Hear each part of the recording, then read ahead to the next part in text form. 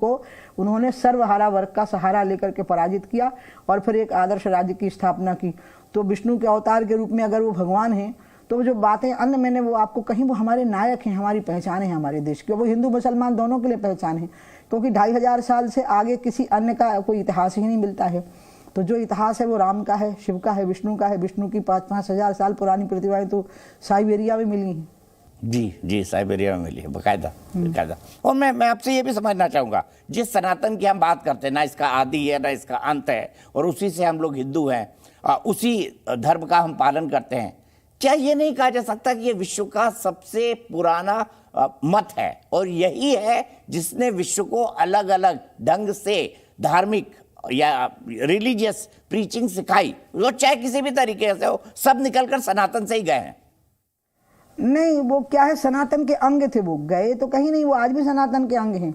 वो कोशिश कर रहे हैं कि वो अलग दिखें, लेकिन वो अलग दिख नहीं पा रहे हैं। उनमें कुछ ना कुछ ऐसा है कि जो सनातन के साथ में जुड़ा हुआ है। इसलिए आप पूरे संसार की जितनी भी सभ्यताएं थी, जितनी भी संस्कृतियां थीं, वो मूल रूप से एक थीं। और भले ही कुछ देशों में ऐसा हुआ हो कि उन्होंने थोड़े समय के लिए किसी पूजा विधि में परिवर्तन कर लिया हो, लेकिन मूल तत्व तो ज्यों का त्यों मौजूद रहा है। तो इसलिए आप इसको ऐसा कह सकते हैं, आप जो कह रहे हैं मैं उस बात से सहमत हो सकती हूँ कि ये पूरा संसार में जो कुछ भी है वो मूलतः तो सनातन का ही अंग है। कोई भी सभ्यता हो, कोई भी संस्कृति हो, कहीं आग की पूजा होती थी तो कहीं सूर्य की पूजा होती थी, तो ये सब तो सनातन के ही अंग हैं। कोई नकार भी नहीं सकता है इन बातों को। स्वयं मक्का मदीना के बारे में भी तरह तरह की बातें आती हैं कि वहाँ पर शिवलिंग है, ऐसा भी लोग कहते हैं। मैं तो वहाँ गई नहीं तो मैं देखी नहीं हूँ, लेकिन लोग ऐसा कहते हैं। हज़रत मोहम्मद साहब भी जिस प्रकार की बातें करते थे, उनमें से बहुत सारी बातें तो अनुशासन के साथ में जुड़ी हुई थी। क्रिश्चियनिटी में भी ऐसी बहुत सारी बातें जो करुणा के साथ में जुड़ी हुई हैं, सेवा के साथ में जुड़ी हुई हैं। तो ये सब हिंदू धर्म के पहले से ही अंग थे। बौद्धों की करुणा थी, जैनियों की अहिंसा थी, तो ईसाइयों की सेवा थी, तो इस्लाम का विश्वास था, और ये सब हिंदू संस्कृति के, सनातन संस्कृति के अंग थे।